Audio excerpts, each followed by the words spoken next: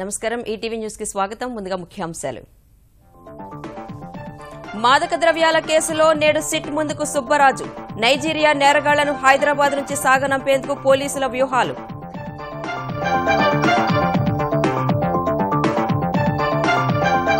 అక్రమాస్తుల స్వాధీనం దిశగా ఏపీ సర్కారు మరో అడుగు 6 నెలల్లో విచారణ పూర్తయ్యేలా ఏసీబీ న్యాయస్థానాలకు ప్రత్యేక హోదా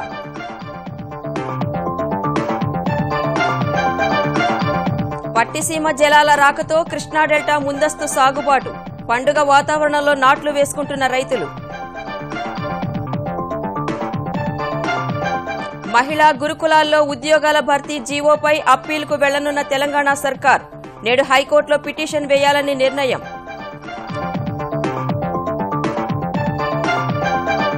రాష్ట్రపతి ఎన్నికల్లో విపక్షాలకు జలక్ 116 మంది ప్రజాప్రతినిధుల క్రాస్ ఓటింగ్ బంగాల్ గుజరాత్లో కోవింద్ కు జైకొట్టిన కొందరు ఎమ్మెల్యేలు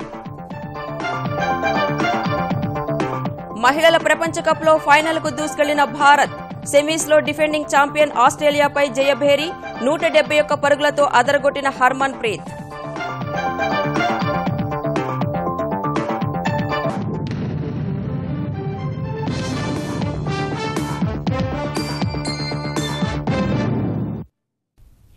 మాదక ద్రవ్యాలకు సంబంధించి సినీ ప్రముఖుల విచారణలో తెలంగాణ ఆబ్కారీ శాఖ సిట్ పరిశ్రమల లింకులపై కొత్త విషయాలు రాబడుతున్నట్లు తెలుస్తోంది. ఇవాళ నటుడు సుబ్బరాజును ప్రశ్నించనున్న అధికారులు 2 రోజుల విచారణలో సినీ పరిశ్రమలో మత్తు వాడకంపై సమాచారం సేకరించినట్లు సమాచారం. అటు మత్తు సరఫరాలో పట్టుబడ్డ నైజీరియన్లను నగరం నుంచి పంపాలని పోలీసులు యోచిస్తున్నారు. హైదరాబాద్ లో సంచలనం రేపుతున్న మాదక ద్రవ్యాల వ్యవహారంపై సినీ ప్రముఖుల వంతులవారి దర్యాప్తులో భాగంగా నేడు సుబ్బరాజును ప్రశ్నించనున్న తెలంగాణ ఆబ్కారీ శాఖ సిట్ పూరి జగన్నాథ్ విచారణలో కొత్త అంశాలు రాబట్టినట్లు తెలుస్తోంది. మత్తుమందులతో తనకు ఎలాంటి సంబంధం లేదని పూరి చెప్పినప్పటికీ సినీ పరిశ్రమ మత్తుమందు మార్కెట్ సంబంధాలపై కొంత సమాచారం సేకరించారని తెలుస్తోంది. విచారణలో మత్తుముఠాలు చెప్పిన సమాచారంతో పూరి జగన్నాథ్ ద్వారా కొన్ని నిర్ధారించుకోగలిగామని అధికార వర్గాలు తెలిపాయి. వీటి ఆధారంగా సినీ రంగానికి చెందిన మరికొందరికి నోటీసులిచ్చే అవకాశం ఉందంటున్నారు. మరోవైపు హైదరాబాద్లో డ్రగ్స్ విక్రయాల్లో పట్టుబడిన నైజీరియన్ల పని పట్టాలని పోలీసులు భావిస్తున్నారు. రకరకాల వీసాలతో హైదరాబాద్ వచ్చి వీసా గడువు ముగిసినా వెళ్లకుండా డ్రగ్స్ సరఫరా చేస్తూ ఇప్పటి వరకు 20 మంది విదేశీయులు పట్టుబడగా అందులో 18 మంది నైజీరియన్లు 2 కెన్యా వారున్నారు. ఇలాంటి విదేశీయులను బలవంతంగా బయటకు పంపితే పరిస్థితుల్లో కొంతలో కొంత మార్పు వస్తుందని భావిస్తున్నారు. బెంగుళూరులో డ్రగ్స్ కేసుల్లో దొరికిన విదేశీయుల్ని కేంద్రం అనుమతితో ఢిల్లీ పంపుతుండగా అది ఆయా స్థానిక అధికారుల నిర్ణయాన్ని బట్టే ఉంటుందని పోలీసు వర్గాలు చెబుతున్నాయి. హైదరాబాద్లో విదేశీయులు ఎంతమంది ఉన్నారు, వారిలో వీసాలున్నవారెవరు, లేనివారెందరో తేల్చేందుకు ప్రత్యేక డ్రైవ్ చేపట్టాలని నిర్ణయించారు. అక్రమంగా ఉంటున్న వారిని అంతర్జాతీయ కేంద్ర చట్టాల ఆధారంగా ఎలా బయటకు పంపవచ్చో అధ్యయనం చేస్తున్నారు. తాజా పరిస్థితులను కేంద్రం దృష్టికి తీసుకెళ్లనున్న పోలీసు ఉన్నత వర్గాలు కేంద్ర నిఘా వర్గాలు ఇమ్మిగ్రేషన్ అధికారులతో చర్చించి ముందుకెళ్లనున్నారు. ఆంధ్రప్రదేశ్ అవినీతి నిరోధక శాఖ లంచావతారులపై దూకుడుగా వ్యవహరిస్తున్న వేళ అక్రమంగా కూడగట్టిన ఆస్తులను త్వరితగతిన స్వాధీనం చేసుకునేలా ప్రభుత్వం చర్యలు చేపట్టింది. ఈ మేరకు విశాఖ, విజయవాడ, నెల్లూరు, కర్నూలులోని ఏసీబీ న్యాయస్థానాలకు ప్రత్యేక హోదా ఇచ్చింది. ఏళ్ల తరబడి విచారణ కొనసాగకుండా కేసు విచారణను 6 నెలల్లో పూర్తి చేయడంతో పాటు ఆయా అవినీతి పరుల ఆస్తులు స్వాధీనం చేసుకునే వీలుంటుందని ప్రభుత్వ వర్గాలు తెలిపాయి. ప్రత్యేక న్యాయస్థానాల వల్ల కేసు నమోదైతే చాలు నిందితుడి ఆస్తులన్నీ ప్రభుత్వ ఆధీనంలోకి వెళతాయి. కేసు విచారణ ముగిసే వరకు ఆయా అక్రమాస్తులను ప్రజోపయోగ పనులకు వినియోగించుకుంటుంది. విచారణలో సదరు అధికారి దోషిగా తేలితే ఆస్తులన్నీ ప్రభుత్వ పరం అవనుండగా నిర్దోషిగా తేలితే అతడి ఆస్తులపై ఆదాయానికి 5% వడ్డీ కలిపి ప్రభుత్వం తిరిగి చెల్లించనుంది. ఆంధ్రప్రదేశ్లో సౌర విద్యుత్ ఉత్పత్తి గణనీయంగా పెరగడంతో రాష్ట్రంలోని బొగ్గు విద్యుత్ ఉత్పత్తి ప్లాంట్లను పాక్షికంగా మూసివేయాలని నిర్ణయించారు. సుమారు 3000 మెగావాట్ల థర్మల్ విద్యుత్ ఉత్పత్తిని ఇవాల్టి నుంచి నిలిపివేయనున్నారు. వార్వకల్లు సౌర విద్యుత్ ప్రాజెక్టు నుంచి దాదాపు 380 మెగావాట్లు అదనంగా వస్తుండటం సహా కేంద్ర ప్రభుత్వం నుంచి బండ్లింగ్ విధానం కింద అదనంగా 500 మెగావాట్ల విద్యుత్ ఏపీకి వస్తోంది. పవన విద్యుత్ నుంచి కూడా 57 మిలియన్ యూనిట్ల వరకు ఉత్పత్తి అవుతోంది. ఈ పరిస్థితుల్లో సంప్రదాయేతర ఇంధన వనరుల ద్వారా ఉత్పత్తి అవుతున్న విద్యుత్తును వినియోగించుకోవడం ద్వారా అదనపు ఖర్చులకు అడ్డుకట్ట వేయొచ్చని అధికారులు భావిస్తున్నారు. ప్రస్తుతం హిందూజా నుంచి 1020, వీటీపీఎస్ నుంచి 900, కృష్ణపట్నం నుంచి 1600, ఆర్టీపీపీ నుంచి మరో 400 మెగావాట్ల వరకు ఉత్పత్తిని నిలిపివేస్తూ ప్రభుత్వం ఆదేశాలిచ్చింది. ఆంధ్రప్రదేశ్లోని గ్రామాలను వచ్చే ఏడాదిలోగా వ్యర్థాల రహితంగా తీర్చిదిద్దాలని పంచాయతీరాజ్ మంత్రి లోకేష్ అధికారులను ఆదేశించారు. స్వచ్ఛ గ్రామీణ ఆంధ్రప్రదేశ్ సాధనకు అన్ని శాఖలు సమన్వయంతో పనిచేయాలని సూచించారు. ఉపాధి హామీ కింద 9,000 కోట్ల వ్యయంతో ఈ ఏడాది అభివృద్ది కార్యక్రమాలు చేపట్టాలన్న సీఎం ఆదేశాల మేరకు పనిచేయాలని స్పష్టం చేశారు. ఇప్పటి వరకు పూర్తయిన పనులు సహా ప్రాధాన్యతా క్రమంలో త్వరగా పూర్తి చేయాల్సిన పనులపై లోకేష్ దిశానిర్దేశం చేశారు. ఉపాధి హామీ పథకంలో భాగంగా చేపట్టాల్సిన కార్యక్రమాలపై జిల్లాల వారీగా బడ్జెట్ రూపొందించాలన్న మంత్రి గ్రామాల్లో వర్మి కంపోస్టు కేంద్రాలు త్వరగా ఏర్పాటు చేస్తే గ్రామ పంచాయతీలకు ఆదాయం సమకూరుతుందని తెలిపారు. రహదారి అంబులెన్స్ కార్యక్రమాన్ని వీలైనంత త్వరగా ప్రారంభించాలని సూచించారు. గ్రామీణులకు శాశ్వత గృహాలను కల్పించేందుకు తక్షణం నిర్మాణాలను ప్రారంభించాలని స్పష్టం చేశారు. గ్రామాల్లో సీసీ రోడ్లకు ఇరువైపులా మొక్కలు నాటాలని లోకేష్ ఆదేశించారు. ప్రభుత్వ కళాశాల విద్యార్థులను కార్పొరేట్కు దీటుగా తీర్చిదిద్దుతుంటే కొన్ని సంఘాలు రాద్ధాంతం చేయడం తగదని ఆంధ్రప్రదేశ్ పురపాలక మంత్రి నారాయణ ఆక్షేపించారు. నెల రోజుల్లో నెల్లూరు జిల్లాలోని 15 ప్రభుత్వ రెసిడెన్షియల్ జూనియర్ కళాశాల విద్యార్థులకు కార్పొరేట్ కళాశాల అధ్యాపకులతో శిక్షణ ఇప్పించనున్నట్లు తెలిపారు. గతేడాది ఇంజనీరింగ్, మెడికల్ ఫలితాల్లో 10,000 లోపు ర్యాంకర్లలో తెలుగు మీడియం విద్యార్థి ఒక్కరే ఉండటం అవమానకరమనే విషయాన్ని యూనియన్లు గ్రహించాలని నారాయణ హితవు పలికారు. కోర్సు ఈ కాంపిటేటివ్ ఎగ్జామ్స్ టీచ్ చేయాలంటే ఈ 15 కాలేజీల్లో ఒక 60 మంది స్టాఫ్ ఎక్స్ట్రా కావాలి. వాళ్ళకయ్యే జీతాలు కానీ మెటీరియల్ కానీ 1 crore అవుతుంది. నారాయణ చైతన్యలో కాంపిటేటివ్ ఎగ్జామ్స్ అంటే ఎయిమ్స్ కానీ, జిప్మర్ కానీ, ఏఎఫ్ఎంస్ కానీ ఏ విధంగా కోచింగ్ ఇస్తున్నారు, అదేవిధంగా మైక్రో షెడ్యూల్ వేసి మంచి క్వాలిటీ ఆఫ్ ఎడ్యుకేషన్ ఇవ్వటం జరుగుతుంది. ఈ కోచింగ్ సెంటర్లు, ఈ కోచింగ్ మాకొద్దని కొన్ని ఆర్గనైజేషన్ రచ్చ చేస్తున్నారు. ఆ పిల్లలు ఇంగ్లీష్ మీడియం కావాలంటారు స్కూల్స్ పోతే.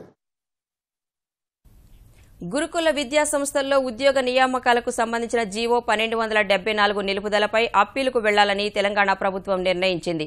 గురుకుల విద్యాలయాల్లో ఉద్యోగాలన్నీ మహిళలకేనంటూ ప్రభుత్వం జారీ చేసిన జీవో రాజ్యాంగ విరుద్దమంటూ 2 ఉద్యోగార్థులు హైకోర్టును ఆశ్రయించగా ఆ జీవో అమలును నిలిపివేస్తూ సింగిల్ జడ్జి మధ్యంతర ఉత్తర్వులు జారీ చేశారు. హైకోర్టు ఆదేశాలతో నేటి నుంచి జరగాల్సిన నియామక పరీక్షలన్నీ వాయిదా పడటంతో విద్యార్థుల్లో గందరగోళం నెలకొంది. ఈ నేపథ్యంలో సింగిల్ జడ్జి ఉత్తర్వులపై సుదీర్ఘంగా చర్చించిన సాధారణ పరిపాలన, సాంఘిక సంక్షేమ శాఖ, టీఎస్పీఎస్సీ అధికారులు, అడ్వకేట్ జనరల్ హైకోర్టు ధర్మాసనం ఎదుట ఇవాళ అప్పీల్ దాఖలు చేయాలని నిర్ణయించారు. నల్గొండ జిల్లాలో సుదీర్ఘకాలంగా పనులు జరుగుతున్న ఉదయ సముద్రం ప్రాజెక్టును ఎట్టి పరిస్థితులలో డిసెంబర్ కల్లా పూర్తి చేయాలని తెలంగాణ నీటిపారుదల శాఖ మంత్రి హరీష్ రావు ఆదేశించారు. హైదరాబాద్ జలసౌదలో ఉదయ సముద్రం పనులపై సమీక్ష నిర్వహించిన ఆయన స్పెషల్ డ్రైవ్ చేపడితేనే ప్రాజెక్టు పూర్తవుతుందన్నారు. డిసెంబర్ కల్లా ప్రాజెక్టు పూర్తి చేసి 60 చెరువులు నింపడం సహా 50,000 ఎకరాలకు సాగునీరు అందించాలని ఆదేశించారు. ఇదే సమయంలో డిండి బ్యాలెన్సింగ్ రిజర్వాయర్, పెండ్లిపాకల రిజర్వాయర్ల భూసేకరణ పనుల పురోగతిని మంత్రి సమీక్షించారు. ఏఎంఆర్పీ, లో లెవెల్ కెనాల్ భూసేకరణ కోర్టు కేసులను త్వరగా కోల్కి తేవాలని అదనపు అడ్వకేట్ జనరల్ రామచంద్రరావు హరీష్ కోరారు. ఎస్ఎల్బీసీ సొరంగం 29 కిలోమీటర్లు పూర్తవగా మిగతా 14.2 కిలోమీటర్ల పనులు వచ్చే ఏడాది డిసెంబర్ కల్లా పూర్తి చేయాలని నిర్దేశించారు. రాష్ట్రపతి ఎన్నికల్లో క్రాస్ ఓటింగ్ జరగడం విపక్ష కూటమిని కలవరపరిచింది. 116 మంది విపక్ష ఎంపీలు, ఎమ్మెల్యేలు తమ అభ్యర్థి మీరా కుమార్ను కాదని రామ్నాథ్కు ఓటేశారు. ఉత్తరప్రదేశ్, పంజాబ్, త్రిపుర, ఢిల్లీ, బీహార్, మహారాష్టతో పాటు ఈ ఏడాది శాసనసభ ఎన్నికలు జరగాల్సిన బంగాల్, గుజరాత్లోనూ విపక్ష ప్రజాప్రతినిధులు క్రాస్ ఓటింగ్కు పాల్పడ్డారు. బంగాల్లో కోవింద్కు 5 ఓట్లు ఎక్కువగా పోలవగా వామపక్ష పాలిత త్రిపురలో ఎన్డీఏ నుంచి ఒక్క ఎమ్మెల్యే లేకపోయినా అక్కడ 6 తృణమూల్ ఎమ్మెల్యేలు కోవింద్కు ఓటేశారని తెలుస్తోంది. గుజరాత్లో కాంగ్రెస్కు 57 మంది ఎమ్మెల్యేలుంటే మీరా కుమార్కు 49 ఓట్లు మాత్రమే పోలయ్యాయి. మహారాష్టలోనూ కోవింద్కు 20 ఓట్లు అధికంగా వచ్చాయి. ఉత్తరప్రదేశ్లో విపక్ష కూటమి బలం ప్రకారం మీరా కుమార్కు 73 ఓట్లు రావాల్సి ఉండగా 65 మాత్రమే పడ్డాయి. సమాజ్వాదీలో వర్గపోరు నెలకొన్న వేళ ములాయం వర్గం కోవింద్కే జైకొట్టింది. స్వయంగా ములాయం, శివపాల్ యాదవ్ కోవింద్కే ఓటేశారు. ఐపీఎల్ కోల్కతా నైట్ రైడర్స్ ఫ్రాంచైజీకి సంబంధించి బాలీవుడ్ బాద్షా షారూఖ్ ఖాన్ కు ఎన్ఫోర్స్మెంట్ డైరెక్టరేట్ సమన్లు జారీ చేసింది. షారూఖ్ సహా ఆయన సతీమణి గౌరీ ఖాన్, నటి జూహ్లీ చావ్లాకు తాకీదులు పంపింది. ఫెమా చట్టం నిబంధనలను ఉల్లంఘించి గతంలో 73.6 కోట్ల రూపాయల విలువైన విదేశీ మారక ద్రవ్యాన్ని కోల్పోయేందుకు వారు కారణమయ్యారని నోటీసులు పంపింది. వచ్చే నెల 23న షారూక్ వ్యక్తిగతంగా హాజరు కావాలని ఈడీ ఆదేశించింది. 2008లో మారిషస్ కంపెనీకి నైట్ రైడర్స్ వాటాల విక్రయంలో విదేశీ మారక ద్రవ్య నిర్వహణ చట్టం నిబంధనలకు విరుద్ధంగా జట్టు ధరను తక్కువ చేసి చూపారని షారూక్ పై ఆరోపణలు ఉన్నాయి. అసలు ధర కంటే 8 నుంచి 9 రెట్లు తక్కువ చేసి విక్రయాలు జరిపినట్లు ఈడీ గుర్తించింది. జగన్ అక్రమాస్తుల కేసులో అన్ని అభియోగ పత్రాలను కలిపి విచారణ జరపాలంటూ హైకోర్టును ఆశ్రయించిన జగతి పబ్లికేషన్స్ వెనక్కి తగ్గింది. జగన్ అక్రమాస్తుల కేసులో దాఖలైన 11 ఛార్జ్ షీట్లపై వేర్వేరుగా విచారణ జరిపితే సీబీఐ ఒక కేసులో తమ వాదన విని మరో కేసులో అదనపు సమాచారం పేరుతో మళ్లీ లేవనెత్తే అవకాశం ఉంటుందని జగతి పబ్లికేషన్స్ వాదించింది. ఈ వాదనలపై సీబీఐ ప్రత్యేక కోర్టులో భంగపడిన జగతి పబ్లికేషన్స్ హైకోర్టులోనూ చాలా రోజులు వాదించింది. సుదీర్ఘ వాదనల తర్వాత పిటిషన్లోని అంశాలపై పూర్తిస్థాయి వాదనలు విని నిర్ణయం తీసుకోమంటారా అని హైకోర్టు జగతి పబ్లికేషన్స్ ను ప్రశ్నించగా చట్టపరమైన ఇతర పరిష్కారాల కోసం పిటిషన్ను ఉపసంహరించుకునేందుకు అనుమతినివ్వాలని జగతి తరపు న్యాయవాది కోరారు. అంగీకరించిన హైకోర్టు వ్యాజ్యాన్ని డిస్మిస్డ్ అన్విత్ డ్రాన్ గా ప్రకటించింది. హైకోర్టులో వ్యాజ్యంపై విచారణ ముగిసినందున సీబీఐ ప్రత్యేక న్యాయస్థానంలో రామ్కీ, వాన్పిక్, జగతి పబ్లికేషన్స్ లో పెట్టుబడులకు సంబంధించి అభియోగాల నమోదు ప్రక్రియ పుంజుకునే అవకాశం ఉంది. ఎర్ర దొంగల నుంచి స్వాధీనం చేసుకున్న ఎర్రచందనం అమ్మకాలకు సంబంధించి ఆంధ్రప్రదేశ్ ప్రభుత్వం 7వ దశ వేలానికి అంతర్జాతీయ బిడ్లకు ఆహ్వానం పలుకుతూ ఉత్తర్వులు వెలువరించింది.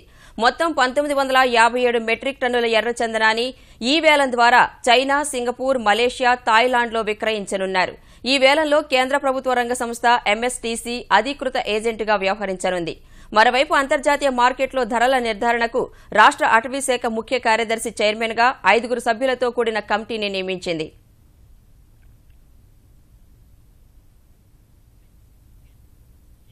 రైతు ఆదాయం రెట్టింపు చేయాలన్న లక్ష్యంలో భాగంగా నాణ్యమైన విత్తనోత్పత్తికి శ్రీకారం చుట్టామని తెలంగాణ వ్యవసాయ శాఖ మంత్రి పోచారం శ్రీనివాసరెడ్డి తెలిపారు. నకిలీ విత్తన సంస్థల ఆట కట్టిస్తామన్న మంత్రి భవిష్యత్తులో ప్రపంచవ్యాప్త విత్తన సరఫరాదారుగా తెలంగాణ నిలుస్తుందని పేర్కొన్నారు. ప్రస్తుతం ఉన్న విత్తన చట్టంలోనూ మార్పులు తెస్తామని పోచారం చెప్పారు. జర్మనీ బృందంతో సమావేశమైన ఆయన తెలంగాణ రాష్ట్రాన్ని భారత విత్తన భాండాగారంగా తీర్చిదిద్దే క్రమంలో ఆ దేశ ప్రభుత్వంతో కుదుర్చుకున్న ఒప్పందం అమలుపైన సమీక్షించారు. త్వరలో తెలంగాణ నుంచి ఓ బృందం జర్మనీలో పర్యటిస్తుందని తెలిపారు. ఉన్నటువంటి యొక్క వాతావరణాన్ని, అక్కడ పరిస్థితులు, సామాజిక పరిస్థితులను అర్థం చేసుకున్న వ్యక్తిగా తెలంగాణకు జర్మనీకి సంబంధాలు మెరుగుపరిచే విధంగా ఈ యొక్క ఇండో జర్మన్ అగ్రిమెంట్ దోహదపడుతుంది, రైతాంగానికి ఉపయోగపడుతుంది. పట్టిసీమ జలాలతో కృష్ణా జిల్లాలో వరి నాట్లు జోరందుకున్నాయి. గతంలో ఆగస్టు ఆఖరి వరకు తడే కనిపించని కాలువలు ఇప్పుడు జలకళ సంతరించుకోవడంతో కర్షకులు ఉత్సాహంగా నాట్లేస్తున్నారు. ఈ నెలాఖరు కల్లా 3 లక్షల హెక్టార్లలో వరి నాట్లు పూర్తయ్యే అవకాశం కనిపిస్తోంది. కృష్ణా ప్రాజెక్టులో వెలవెలబోతున్న వేళ పట్టిసీమ ఫలాలతో గతేడాది సాగు చేసిన కృష్ణా డెల్టా రైతులు రెండో ఏడాది ఉత్సాహంగా నాట్లేస్తున్నారు. డిసెంబర్లో తుపాన్లు వచ్చే అవకాశముండడంతో పంట చేతికందేలా రైతులు ముందే నాట్లు వేసుకోవాలని పిలుపునిచ్చిన ప్రభుత్వం గోదావరి నదిలో 14 అడుగుల పైన ఉన్న నీటిని పట్టిసీమ ద్వారా కృష్ణా డెల్టాకు ఎత్తిపోస్తోంది. ప్రస్తుతం గోదావరికి వరదపోటు ఎక్కువగా ఉండడంతో నీటిని మోటార్ల ద్వారా ప్రకాశం బ్యారేజీకి తరలిస్తున్నారు. అక్కడ్నుంచి ముందెన్నడూ లేని విధంగా గత నెల 26న తూర్పు కాలువకు, 28న పశ్చిమ కాలువకు అధికారులు నీరు వదిలారు. దీనివల్ల 13 లక్షల ఎకరాలకు ముందే నీరందుతోంది. కాలువలు నీటితో తొణికిసలాడుతుండటంతో రైతులు సాగును శుభకార్యంలా ఆరంభిస్తున్నారు. చల్లపల్లి మండలం మేకావారిపాలెం రైతులు ఏకంగా ఆహ్వాన పత్రికలు ముద్రించి తమ చెంత చేరిన పట్టిసీమ జలాలకు పసుపు, కుంకుమ, చీర, సారే సమర్పించి వరినాట్లు ప్రారంభించారు. వర్షం అనేది తల్లిపాలు, పట్టిసీమ పోతపాలు. పట్టిసీమ అనేది వరం. గత సంవత్సరాలు ఆగస్టు 20వ తారీఖు దాకా కూడా పెద్ద వర్షాలు కురిసినప్పుడే నాట్లు పడినాయి. మా నూజూడు ఏరియాలో ట్యాంకర్లతో నీళ్లు తోడుకుని తీసుకొచ్చి పెట్టడం జరిగింది. ఈ పట్టిసీమ నీరు వచ్చినాక అండర్ గ్రౌండ్ వాటర్ అక్కడ కూడా పెరిగింది. ఇప్పుడు ఏదైతే మనం పట్టిసీమ వాటర్ తో ఇక్కడ మేము నాట్లు పెడుతున్నామో ఇదే కాలం కింద నేను ప్రెసిడెంట్. ఎక్కడి నుంచి వస్తున్నాయి? కృష్ణా నుంచి వస్తున్నాయి నీళ్లు. ఏ బ్యారేజ్ నుంచి వచ్చినాయి మన కిందకి? కేవలం పట్టిసీమ నీళ్ళ ద్వారానే వ్యవసాయం నిరుడు చేసుకున్నాం. తక్కువ నీళ్ళతో ఈ సంవత్సరం కూడా చేసుకోబోతున్నాం. నిరుడు కూడా ఇంతకన్నా సగం నీరు వచ్చినా కూడా 35-40 బస్తాలు ఒడ్లు పండి ఈ సంవత్సరం 45 బస్తాలు పండించాలని ఊపుతో మేము ముందుకెళ్తున్నాం. ఇటువంటి పండగ వాతావరణానికి వచ్చి ఏం జరుగుతుందని చూసి మాట్లాడితే బాగుంటుంది. దీని వెనకాల ఏం జరిగింది అనే దాన్ని మీరు భూతత్వంలో చూడకుండా ఎంతమంది రైతులు లబ్ధి పొందుతున్నారు, ఎంతమంది కళ్ళల్లో ఆనందం ఉందో ఒకసారి మీరంతా కూడా చూడాలని. దిగువన అసలు నాట్లు పడమనుకున్నామండి. ఒక 2000 ఎకరం తప్పితే మిగిలినంత పడిందండి నాట్లు. వాళ్ళందరూ చాలా సంతోషంగా. కాల్వల కింద చివరి ఆయకట్టుకు నీరందిస్తామని అధికారులు భరోసా ఇస్తున్నారు. కాలువకి మనకి 1900 క్యూసెక్లు నీరు ఇప్పుడు ప్రస్తుతానికి ఉంటే కనుక మొత్తం అన్ని పక్కలకి వాటర్ చాలా ఈజీగా తీసుకెళ్లొచ్చు. అయితే ఇప్పుడు 1700 నుంచి 1900కి పెంచుతున్నారు. ఇప్పుడు నాగలంక, కోడూరు, చల్లపల్లి సైడ్కి టైలెంట్స్కి అందరికి వెళ్ళిపోయింది వాటర్. కాళ్ళ మీద లస్కర్స్ అందరూ కూడా తిరుగుతుంటారు. అలాగే మా assistant executive engineers, assistant engineers కూడా తిరిగి వాటర్ని టైలెంట్ చేరేందుకు వాళ్ళు కృషి చేస్తారు. పట్టిసీమ జలాల అండతో ఈసారి రికార్డు స్థాయిలో పంటలు పండించి ప్రభుత్వ లక్ష్యాన్ని నెరవేరుస్తామని రైతులు పట్టుదలగా చెబుతున్నారు. సిరిసిల్ల జిల్లా నేరెళ్లలో ఇసుక లారీలు తగలబెట్టిన కేసులో దళితులపై థర్డ్ డిగ్రీ ప్రయోగించిన పోలీసులపై కఠిన చర్యలు తీసుకోవాలని తెలంగాణ కాంగ్రెస్ నేతలు డిమాండ్ చేశారు. బాధితులను పరామర్శించిన నేతలు గాంధీభవన్లో సమావేశమై భవిష్యత్తు కార్యాచరణ ప్రకటించారు. ఘటనపై జాతీయ ఎస్సీ ఎస్టీ కమిషన్, మానవ హక్కుల సంఘానికి ఫిర్యాదు చేయడం సహా పార్లమెంటు ఉభయ సభల్లోనూ లేవనెత్తేలా ప్రయత్నిస్తామని తెలిపారు. ఈ నెల 25న అన్ని జిల్లా కలెక్టర్లకు వినతి పత్రాలు, 27న మండల కార్యాలయాల్లో నిరసనలు చేపట్టి చెలో నేరెళ్ల నిర్వహిస్తామని ప్రకటించారు. క్రూరంగా ప్రవర్తించిన కాకీలపై చర్యలు తీసుకోకపోతే తెరాస ప్రభుత్వాన్ని ప్రజలు బహిష్కరిస్తారని నేతలు హెచ్చరించారు. కూడా భవిష్యత్తులో ఈ ఇసుక మాఫియాకు సంబంధించిన లారీలు ప్రశ్నించడానికి వీల్లేదు అనేటువంటి ఒక భయభ్రాంతాన్ని ఈ రాష్ట్రంలో సృష్టించడం కోసం విశ్వజిత్ అనేటువంటి ఎస్పీ ఇన్ఫార్మ్ చేసినటువంటి మాజీ సర్పంచ్ భూమయ్య ఎస్సీ ఆయన్ని ఆ లారీ తగలబడుతుంటే రోడ్డు మీద వచ్చి నిలబడి చూడటానికి వచ్చినటువంటి మిగతా యువకుల్ని మేము కొట్టినట్టు, తన్నినట్టు, కరెంటు పెట్టినట్టు, థర్డ్ డిగ్రీ చేసినట్టు బయట ఎక్కడైనా పొరపాటున మాట్లాడితే మీ ఆడవాళ్ళని బ్రోతల కేసులో బుక్ చేస్తామని చెప్తావా? తెరాస సర్కార్ ప్రజా వ్యతిరేక విధానాలకు వ్యతిరేకంగా తెలంగాణ అంతటా ఆందోళనలు చేపడతామని భారతీయ జనతా పార్టీ తెలంగాణ అధ్యక్షుడు లక్ష్మణ్ చెప్పారు. ఈ నెల 22 నుంచి 2 రోజుల పాటు వరంగల్లో భాజపా రాష్ట్ర కార్యవర్గ సమావేశాలు నిర్వహిస్తామన్న ఆయన ఆగస్టు నుంచి ఉద్యమ బాట పడతామని పేర్కొన్నారు. సెప్టెంబర్ 10 నుంచి 3 రోజుల పాటు భాజపా జాతీయ అధ్యక్షుడు అమిత్ షా తెలంగాణలో పర్యటిస్తారని పేర్కొన్నారు. సెప్టెంబర్ 17న తెలంగాణ విమోచన దినాన్ని రాష్ట్ర ప్రభుత్వం అధికారికంగా నిర్వహించాలని లక్ష్మణ్ డిమాండ్ చేశారు. రాష్ట్ర కార్యవర్గ సమావేశంలో ఖరారు చేసినటువంటి కార్యాచరణ ప్రణాళిక అమలు కోసం జిల్లా మండల కార్యవర్గ సమావేశం పూర్తి స్థాయిలో నిర్వహించి ఆగస్టు 10వ తేదీ నుంచి మండల స్థాయిలో ప్రజా ఆందోళనలు జిల్లా కేంద్రాల్లో చేపట్టాలని, మొదటి మాసంలో భారీ ఎత్తున రాష్ట్ర స్థాయి ఉద్యమాన్ని కూడా చేపట్టాలని. రాజ్యసభ సభ్యుడు తెరాస సెక్రటరీ జనరల్ కె కేశవరావు స్వల్ప అస్వస్థతకు గురయ్యారు. హైదరాబాద్లోని నివాసంలో అస్వస్థతకు గురైన ఆయన్ను కుటుంబ సభ్యులు వెంటనే పంజాగుట్లోని నిమ్స్ ఆసుపత్రికి తరలించారు. అత్యవసర చికిత్స విభాగంలో కేకేకు వైద్యం అందిస్తుండగా ఆయన ఆరోగ్యంపై ఆసుపత్రి వర్గాలు ఎలాంటి సమాచారం ఇవ్వడం లేదు. బెంగళూరు వైద్యులు ఓ గిటార్ కళాకారుడికి అరుదైన శస్త్రచికిత్సను విజయవంతంగా నిర్వహించారు. అభిషేక్ ప్రసాద్ అనే కళాకారుడు గిటార్ వాయించే సమయంలో చేతివేళ్లు సహకరించడం లేదంటూ వైద్యుల వద్దకు వెళ్లాడు. ఎంఆర్ఐ, సిటీ స్కాన్ తీసిన వైద్యులు చివరకు నరాల సమస్యతో బాధపడుతున్నాడని తేల్చారు. తొలుత ఎడమ చేయి చిటికిన వేలు మొద్దుబారి తరువాత అన్ని వేళ్లకు పాకింది. బెంగళూరులోని భగవాన్ మహావీర్ జైన్ ఆసుపత్రికి చెందిన ప్రముఖ న్యూరాలజిస్ట్ డాక్టర్ సిసి సంజీవ్ ఈ నెల 11న పుర్రెకు 14 మిల్లీమీటర్ల మేర రంధ్రం చేసి మెదడులోకి ప్రత్యేక ఎలక్ట్రోడ్ను పంపించి శస్త్రచికిత్స నిర్వహించారు. అది జరుగుతున్నంతసేపు అభిషేక్ గిటార్ను వాయించి తనకు సమస్య ఎప్పుడు ఎక్కడ వస్తుందో వివరించడంతో ఆపరేషన్ సులువైంది. ఆపరేషన్ తర్వాత తాను గతంలో మాదిరిగా గిటార్ను వాయించగలుగుతున్నానని అభిషేక్ వివరించారు. శస్త్రచికిత్సకు 2 లక్షల రూపాయల ఖర్చు చేశారు. హైదరాబాద్ గోషామహల్లోని ఓ దుకాణంలో అరుదైన సర్పజాతికి చెందిన ఎగిరే పాము ప్రత్యక్షమైంది. ఒర్నేట్ ఫ్లయింగ్ స్నేక్ గా పిలిచే ఈ పాము పశ్చిమ కనుమలు, బీహార్, ఒడిషా, ఉత్తరప్రదేశ్ సహా ఆసియా దేశాల్లో అరుదుగా కనిపిస్తుంటుందని పామును అతి కష్టం మీద పట్టుకున్న స్నేక్ సొసైటీ ప్రతినిధులు తెలిపారు. 2 నుంచి 5 అడుగుల వరకు పెరిగే ఈ జాతి పాములు ఒక చెట్టు నుంచి మరో చెట్టుపైకి దూకుతాయని వివరించారు. ఈ జాతి సర్పాలు చూడటానికి భయంకరంగా ఉన్నా వాటికి ఎలాంటి విషమూ ఉండదన్న స్నేక్ సొసైటీ ప్రతినిధులు అటవీ అధికారుల సహకారంతో అడవిలో వదిలేస్తామని తెలిపారు. అసలే కోతి ఆపై కల్లు తాగింది అన్నట్లు ప్రకాశం జిల్లా అద్దంకిలో ఓ వానరం సందడి చేసింది. కల్లు తాగలేదు కానీ తనకు దొరికిన అద్దంతో అల్లరి చేసింది. గడ్డం గీసుకునేందుకు ఓ వ్యక్తి సిద్ధం చేసుకున్న అద్దాన్ని లాగేసుకుంది. అద్దంలో తన ప్రతిబింబాన్ని చూసి లోపల ఏముందో చూద్దామనుకుందో ఏమో అద్దం తొడుగును ఊడపీకింది. సొగసు చూడతరమా అనుకుంటూ అద్దం ముక్క తీసుకుని పరుగు తీసింది. కాసేపు గోడపైన, ఆ తర్వాత చెట్టుపైకి ఎక్కి తీరిగ్గా తన ప్రతిబింబం చూసుకుని మురిసిపోయింది. తన రూపం తనకు నచ్చిందో ఏమో ముద్దులు కూడా పెట్టుకుంది.